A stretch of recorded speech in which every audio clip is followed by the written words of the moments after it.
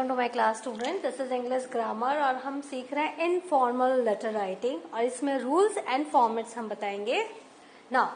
पहले हम जान लेते हैं इनफॉर्मल लेटर्स होते क्या है। Informal letters are the letters written to friends, parents, relatives and acquaintances.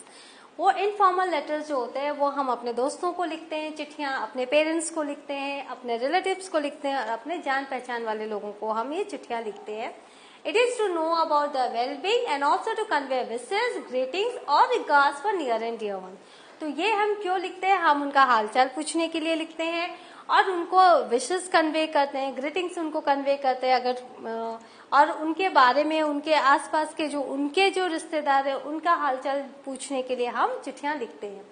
It's the common way to be intact with the close ones, to be it a family, relative or a friend.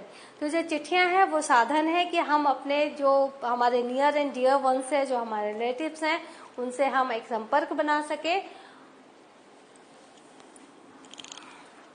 It is a mode to share their memories and secrets. और हम क्या करते हैं, ये एक जरिया है, हम अपने मेमोरीज को हम शेयर करते हैं, हम अपने सीक्रेट्स भी शेयर करते हैं चिट्ठियों के through. Hence it is written in a friendly or casual tone. तो ये जो चिट्ठियां हम जब लिखते हैं ये बहुत ही दोस्ताना तरीके से हम लिखते हैं, फ्रेंडली वे में लिखते हैं और बहुत ही कैजुअली लिखते हैं। हम कुछ भी लिखते हैं क्योंकि हम जिनको लिख रहे हैं वो हमारे बहुत अपने होते हैं। तो informal letter writing can be sent to the recipient, usually a close friend और अ रिलेटिव। तो जो रेसिपिएंट होता है वो आपका बहुत पक्का, बहुत ही करीब का दोस्त होता है या आपका रिलेटिव होता है। It can be saved even because of sentimental value. और आपको पता होना चाहिए जब आप चिट्ठियां अपने क्लोज वन को लिखते हैं, जो नियर एंड डियर वंस को, तो वो चिट्ठियां शायद सहेज के भी रखी जाती होंगी क्योंकि उसमें आपने अपने मेमोरीज शेयर किए हैं, अपने सीक्रेट शेयर किए हैं और बहुत कुछ अपनापन आपने चिट्ठियों में लिखा है। क्या याद रखना है जब आप इनफॉर्मल लेटर लिखते हो? While writing an informal letter, respected or dear mother, father, parent is commonly used. तो जब हम चिट्ठी लिखते हैं तो हम क्या लिखते हैं? respected या dear, जो भी आप जिनको आप चिट्ठी लिख रहे हो या अपने पेरेंट्स को लिख रहे हो या अपने दोस्त को लिख रहे हो, किसी को भी, तो वह respected या dear लिखना है। These letters can be written to friends, cousins as well as family friends. Keep it brief while telling about the main incident. जब आप मेन इंसिडेंट के बारे में लिख रहे हो तो वो भी आपको थोड़ा छोटे में ही लिखना है, ब्रीफली लिखना है, क्लियरली एंड डेफिनेटली, और बहुत ही क्लियर वे में आपको अपने इमोशंस एक्सप्रेस करने हैं। It has its own word limit, क्योंकि इसका भी एक वर्ड लिमिट होता है। The informal letter format has 3 parts. इसके 3 पार्ट्स होते हैं। एन इंट्रोडक्टरी पैराग्राफ, सबसे पहले एक इंट्रोडक्टरी पैराग्राफ होता है, फिर इसका मेन बॉडी होता है और फिर इसका कंक्लूजन होता है। Now elements of an informal letter. तो इसके एलिमेंट्स क्या क्या है?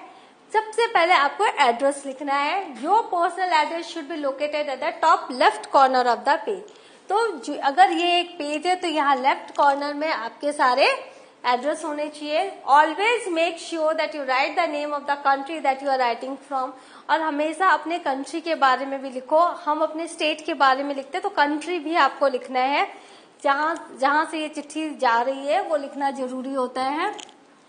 The recipient, usually the address of the recipient of the informal letter to whom you are writing the informal letter is written on the envelope after it is sealed. तो जो informal letter होता है उसमें जो envelope होता है उसमें जो रेसिपिएंट है उसका एड्रेस आप लिखते हो।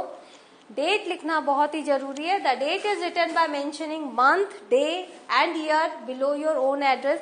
आपने एड्रेस लिखा, उसके बाद आपने एक लाइन छोड़ी, थोड़ा स्पेस छोड़ा, उसके बाद आपने डेट लिखा। डेट में आपने क्या क्या डाला? मंथ डाला, डे डाला और आपने ईयर डाला। Just leave 1 line below it blank and write the date. तो एड्रेस के नीचे आपको एक लाइन छोड़ के डेट लिखना है। नाउ बॉडी जो है इसके 3 पार्ट्स हैं। सबसे पहले the contents of a letter should be written in a personal and gracious tone. आपको बहुत ही पर्सनल वे में लिखना है और बहुत ही ग्रेसियस टोन में लिखना है।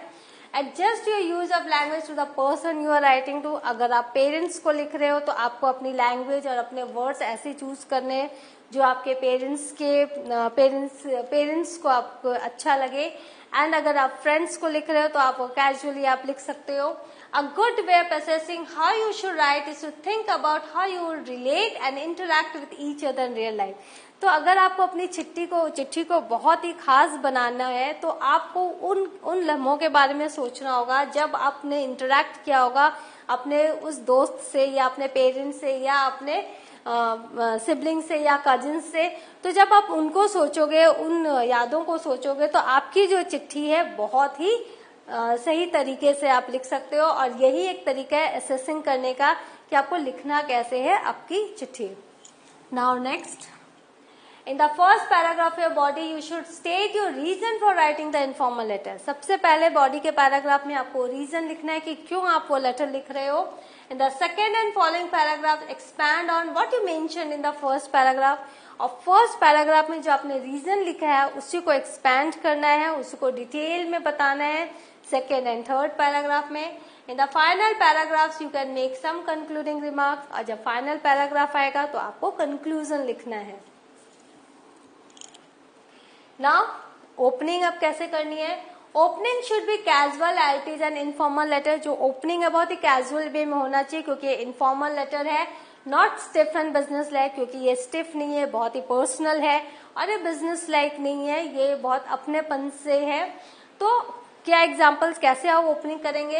How are you dear mother और फादर और friend, then how are you, या फिर how have you been doing, आप कैसा कर रहे हो, कैसा चल रहा है आपकी लाइफ में। I hope that you are doing well, आशा करता हूँ कि सब अच्छा चल रहा है। How is the life treating you, जीवन आपके साथ कैसा ट्रीट कर रही है ना। These are the line, these are the opening line. जब आप इस लाइन से शुरू करोगे तो वो चिट्ठी जो बहुत खास बनने वाली है। नाउ एंडिंग कैसे करना है, मैंने कहा कंक्लूडिंग रिमार्क देना पड़ता है। It should be conclusive in nature and and well. ये बहुत ही कंक्लूसिव और अच्छे से खत्म होने वाली होनी चाहिए। Never be abrupt in an informal letter. बहुत जल्दी अपने इनफॉर्मल लेटर को खत्म करने की कोशिश मत करो, माने एंड करने की कोशिश मत करो। Some examples of good endings include, I am looking forward to meeting you soon. मैं उम्मीद करता हूँ कि बहुत जल्दी तुमसे मिलूंगा। सी यू सून, बहुत जल्दी मिलेंगे। I can't wait to hear from you, कि मैं वेट कर रहा हूँ कि बहुत जल्दी रिप्लाई आएगा आपसे।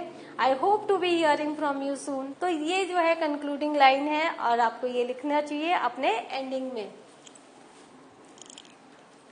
Now signature, here signature implies about how you end the letter, not that you actually sign it। यहाँ सिग्नेचर माने आपका जो सिग्नेचर स्टाइल है, जो आपने जिस तरीके से एंड किया है अपना लेटर, तो उसमें आप क्या लिखे, लॉट्स ऑफ लव या योर्स लविंग या लव या बेस्ट रिगार्ड्स। उसके बाद फिर आप अपना नाम लिखते हो।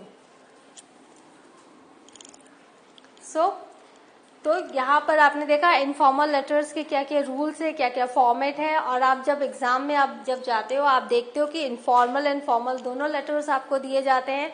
इनफॉर्मल लेटर्स हम ऑप्ट नहीं करते हैं, फॉर्मल लेटर ऑप्ट करते हैं। लेकिन बहुत जरूरी है इनफॉर्मल लेटर कैसे लिखते हैं वो सीखना, क्योंकि इनफॉर्मल लेटर्स में क्या करते हैं, आप अपने इमोशंस को डिस्क्राइब करना सीखते हो, आप वो वर्ड्स यूज करते हो जिससे कि आप अपने जो आपका जो रीडर है उसके साथ आप अपनेपन को आप शेयर कर सको। तो in the next session I will with the formal letter and its format. Till then have a good revision.